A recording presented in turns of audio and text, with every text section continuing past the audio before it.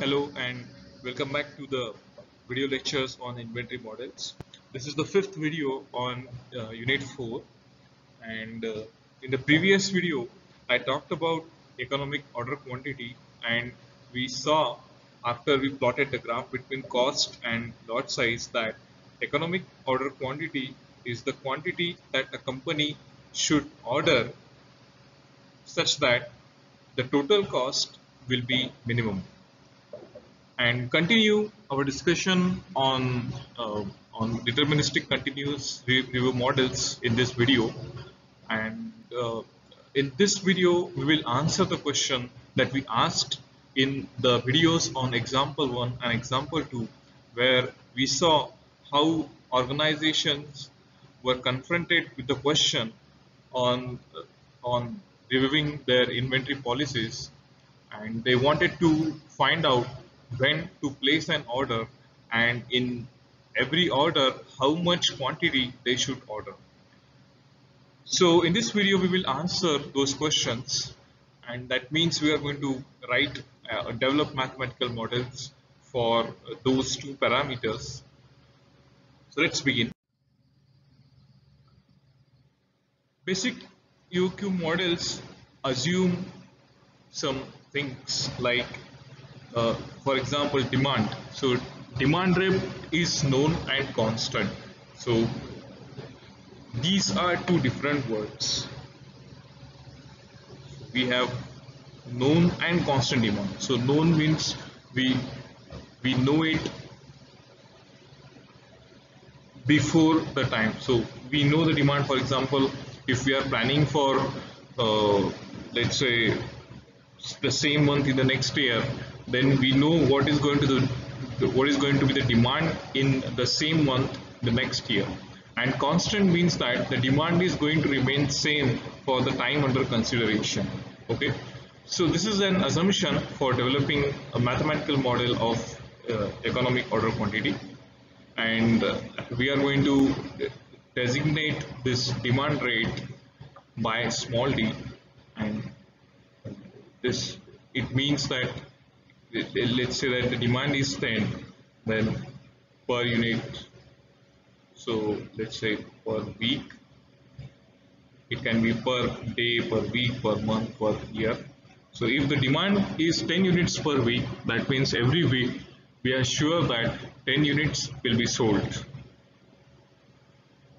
The second assumption is that the order quantity Q to replenish inventory arrives all at once just when desired. So suppose if a company places an order of Q units, let's say 10 units, then all the 10 units arrive at once and whenever the company wishes. So this is purely an assumption. It never happens like that. So in real situation there is something known as lead time, and lead time is the time between placement of an order and its receipt. Okay, so if today you place an order and you receive it after 5 days, then the lead time is 5 days. And we assume here that if company places an order today, and if company desires that the items or the order should arrive tomorrow, then it arrives tomorrow. So that is the meaning of this assumption. And the third assumption is that no shortages are allowed. So there is an additional terminology which is known as reorder point, and it is simply the inventory level at which the order is placed. And second terminology is the cycle, and it is simply the time between the consecutive replenishments of inventory. So we will see this shortly on the graph. Let us talk about how inventory changes with time, and this is needed to understand mathematical model that we are going to start from the next slide. So let us assume that at time t is equals to 0, so on x-axis we have time t and on y-axis we have inventory level. At time t equal to 0, the order has just arrived, and right now there are Q units available in the stock. Okay. and we know that these Q units are going to be sold or are going to be used at a constant demand rate D, which will be represented by the slanted line of constant slope.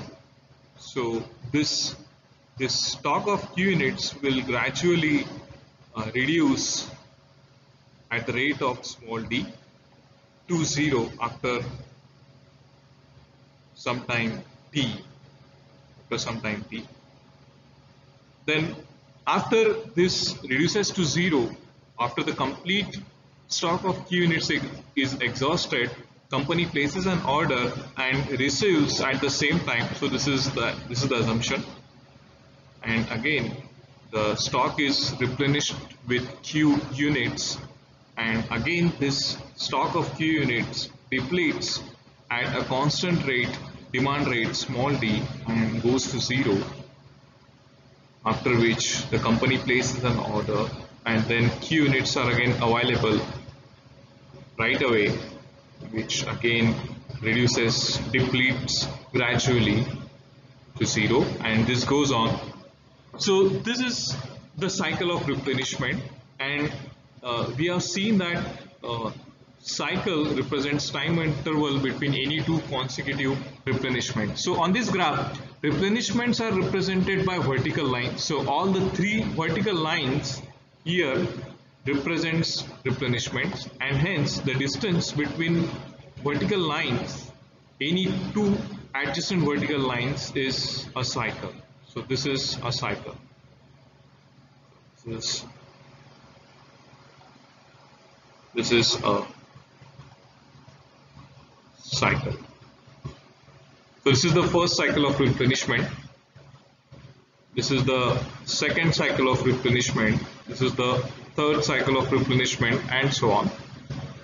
And we want to find out how much time is required. So what is the time corresponding to each cycle, and let me call that as t.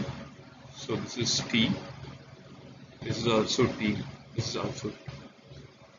Okay. So now we want to find out what is the time interval between any two consecutive replenishments, and to find that out, let us talk about this slanted line.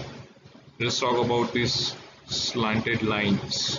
Okay, those slanted lines represent a constant demand rate d, and in fact not a line, their slope represents this constant demand rate d, which means that if I want to find out at any point t1 what is the after a time t1 what is the inventory level left in the stock, and if that is represented by q1, then q1 should be simply q1 is equals to d into t1. So this dt1 is not a differential. This is a product of demand rate, which is the number of units consumed or sold per unit time, multiplied by the time elapsed, which is t1. And by using similar triangles, I can also find out this t. I can also find out t. I want to find out t, and what I can do is, after a time t, the argument is that after time t, q is 0. So that means I should write this as q minus dt is 0. So I want to find out after how much time all the inventory is exhausted, and hence that will be t is equals to q by d. So this is very logical actually, you can find out. So q is the number of units,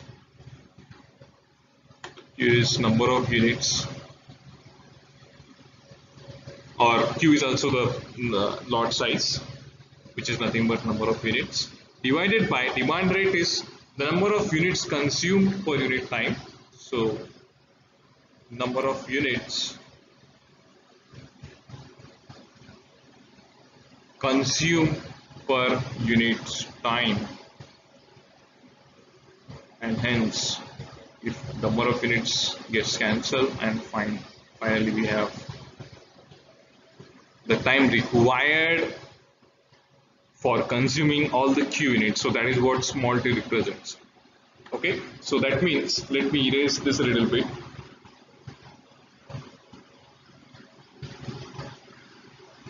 Okay, so now this time,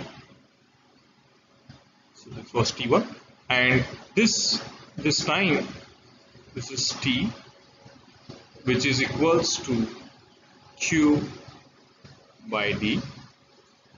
So the time between any two consecutive replenishments is this division, this ratio, capital Q by D, and same time will be required for the second replenishment or for second cycle, and this will become 2Q by D and then 3Q by D. Okay, so this is these are the times of replenishments. Okay, so I hope you must have understood how we calculated the duration or the time required for each cycle completion. Okay. Okay, so this is the diagram just for reference from the previous slide, the same thing. Okay.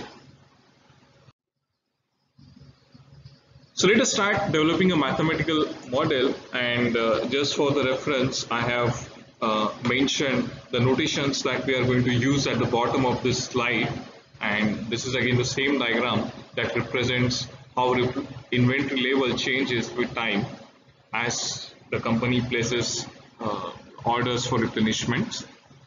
And we know that total cost capital T is simply the addition of ordering or production. So if the company produces the components in-house instead of ordering, then ordering cost will be replaced by production cost plus the holding cost of items, which is represented by capital H. So ordering cost is simply K plus CQ, and we had the formula of ordering cost as K is the fixed component, and this was the variable component CZ. So now, as we assume that at the bottom Q is the batch of fixed size, and we always order Q number of units, this Z is replaced by Q in this formula. Then holding cost is equals to the number of units in a particular cycle stored in the inventory multiplied by the holding cost per unit time. So for that we first need how many number of units were there in the inventory in a particular cycle. So this is the cycle, this is the first cycle. At the beginning of this cycle, the stock level was Q, and at the end of the cycle, the stock level was 0, and hence the average inventory level throughout this cycle was Q plus maximum plus minimum by 2, hence Q by 2 units, and hence the holding cost should be number of units in the inventory for any cycle multiplied by small h. Again at the bottom you can see small h represents holding cost per unit time held in the inventory, and as there were Q by 2 units held in the inventory for a cycle, the holding cost becomes h into Q by 2 and per unit time. So to get the total cost, we should multiply HQ by 2 multiplied by the time for which the Q by 2 units were held. Okay, so for now I'm just going to erase this. We don't need, we are going to represent holding cost per unit time, and we know that the cycle length is Q by D. So here the cycle length is Q by D. Hence, for the holding cost per cycle is HQ square by 2D. So it is simply the multiplication of holding cost, which is HQ by 2 per unit time, multiplied by the time for each cycle, which is Q by D. So this is simply HQ square by 2D. And hence total cost per cycle becomes the ordering cost per cycle, which is K plus CQ, and holding cost per cycle. So this is the same formula from the previous slide, total cost per cycle, and we want to find out total cost per unit time. So as one cycle represents time of Q by D, this formula, total cost per cycle, is divided by Q by D, and then we get this equation, then we get that equation, and after simplification you will get those three terms. Now this is the total cost per unit time, and what is our objective? Our objective is to find out the Q that minimizes this total cost, and hence from the calculus we know that to obtain maximum or minimum value, we take the first derivative with respect to the variable, which is the lot size Q here, and then equate it to 0, and that lot size that minimizes T is represented by Q asterisk or Q star. We take the derivative, equate it to 0, and then we find that this is the lot size that minimizes the total cost. So this is the very important equation, and the corresponding cycle time, so after how much time we should order that quantity that minimizes total cost, is T star, and it is simply this ratio of Q by D, and if you substitute value of Q star from the previous slide and then divide it by D, you get this equation.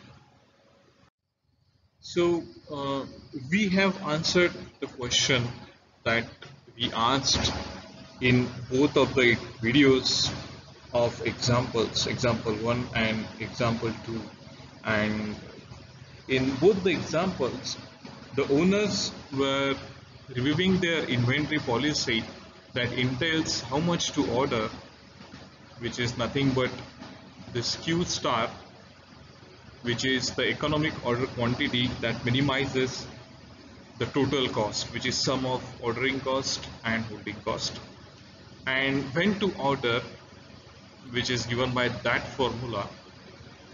So now we want to solve some examples using those formulas.